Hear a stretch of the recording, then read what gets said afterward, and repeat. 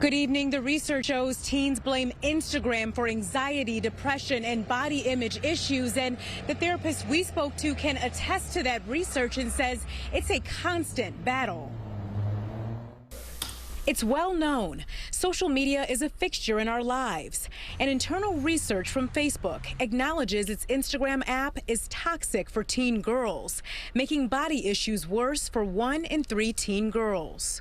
It's body image. It's about not being enough, not having enough. Elizabeth Maybalian is a licensed therapist at the Teen Therapy Center in Woodland Hills, and she's well aware of Instagram's mental health impacts on teens, all heightened during the pandemic. Being home, not having as many outlets, not having as much socialization, I think children fell more into the trap of being pulled into things like social media. Facebook's own research shows teens blame Instagram for their anxiety and depression, and 6% of users in the U.S. with suicidal thoughts trace them back to Instagram. Extremely concerning findings for parents. It's a real thing. It's a big deal in our house. Amber Kennedy and her 17-year-old daughter, Emma Jane Kennedy, often discuss social media impacts at home.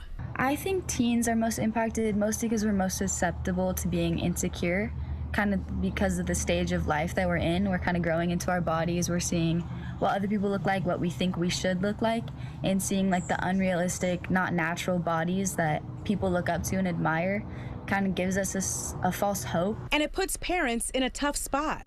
Not only are the teenagers the first group to go through a whole upbringing of social media, we're also the first group of parents to go through it. Maybalian says the best way to broach the subject with your teen is to establish a place of trust and open communication and to set boundaries. Instagram has great resources, has great brands, companies, celebrities that are promoting the uniqueness of who we are, being independent, surrounding ourselves with positive messages. So I think it's teaching our children to balance them. To prevent more negative impacts on teens from social media. It's a tool to enjoy, but to always keep it in perspective.